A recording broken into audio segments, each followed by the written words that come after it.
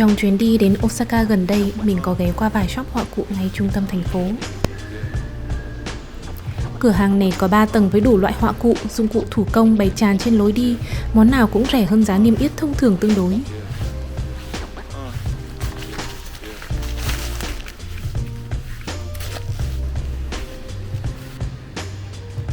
Đây là một số món mình mang về, đa phần là dụng cụ in khắc thủ công giá rẻ mà mình muốn thử nghiệm chất lượng xem sao. Đây là một vài tuyết mực in gốc nước dành cho in khắc gỗ.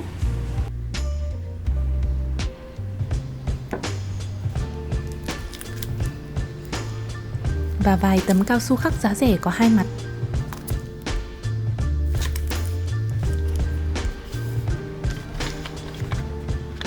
Bộ dao khắc gỗ 6 món này có giá 200 Yên, khoảng 40.000 tiền Việt.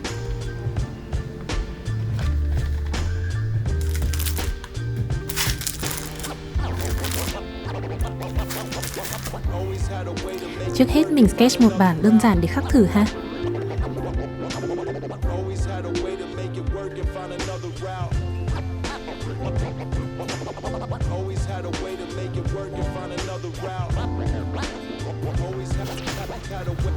Để mình unbox thử bộ này xem sao ha.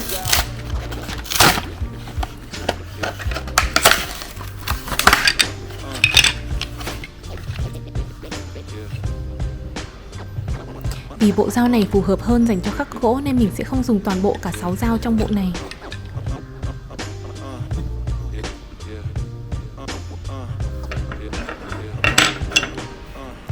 Mình nghĩ chủ yếu mình sẽ sử dụng một dao lưỡi U và 3 dao lưỡi V này.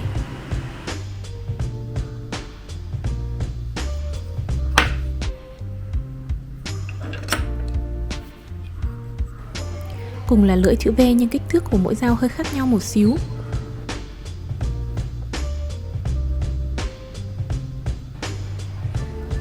Các dao có kích thước khá lớn nên không chắc liệu mình có thể khắc được những chi tiết nhỏ hay không.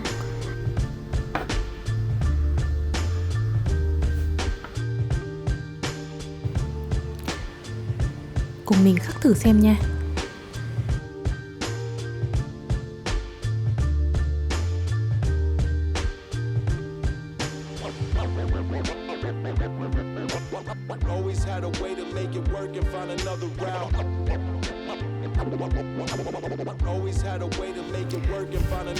Lưỡi dao khá cùn so với bộ dụng cụ mình thường dùng nên phải mài liên tục và cũng phải dùng nhiều lực hơn so với bình thường.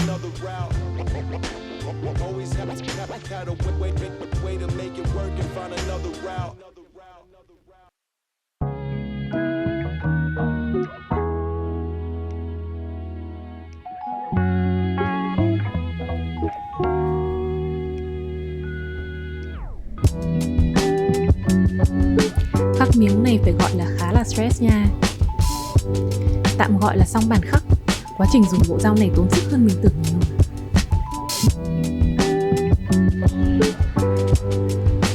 Giờ đến khâu trải mực và in test ha. Sau khi trải mực mình mới thấy mực này đặc lắm luôn, không sử dụng được ngay từ tuyết như mực cốc nước Speedball được đâu ha.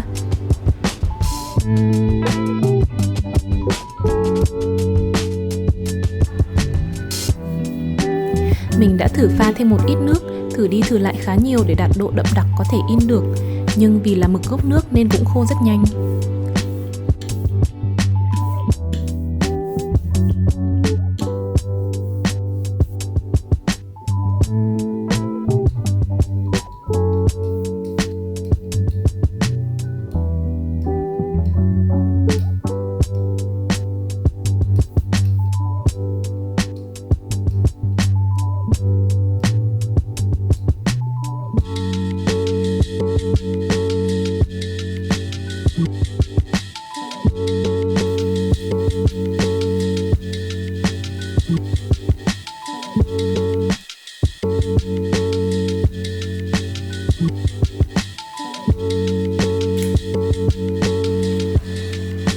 Đây là bản in đầu tiên, không ổn xíu nào. Mình nghĩ là do mực quá khô nên cần pha lại một xíu.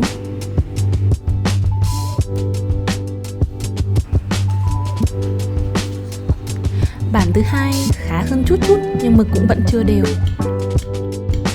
Mình pha lại mực thêm chút nữa và thử trên bản khắc khác dùng cao su và dụng cụ có sẵn ở studio của mình luôn.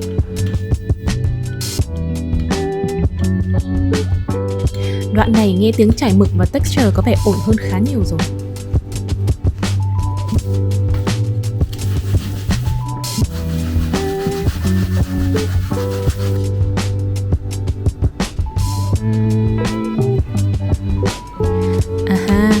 Dù vẫn chưa đều hoàn toàn nhưng đây là bản in khá nhất nãy giờ. Đúng là loại mực này cần thử nghiệm khá nhiều do được sản xuất dành cho in khắc gỗ truyền thống Nhật Bản, khác với loại mực Speedball này.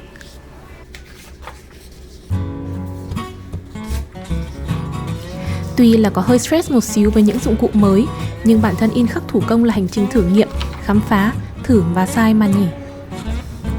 Mình sẽ thử nghiệm thêm với bộ dao khắc và loại mực này, thử xem liệu mình có thể mix màu và đạt chất mực như mong muốn hay không.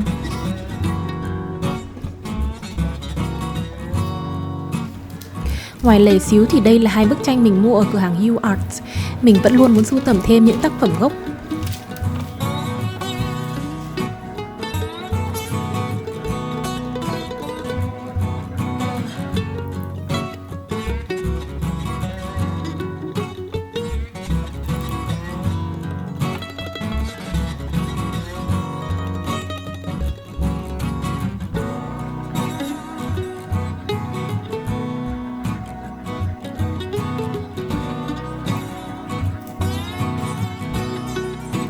Một trong 2 bức tranh là tranh khắc gỗ. Bức tranh này hút mình ngay từ cái nhìn đầu tiên.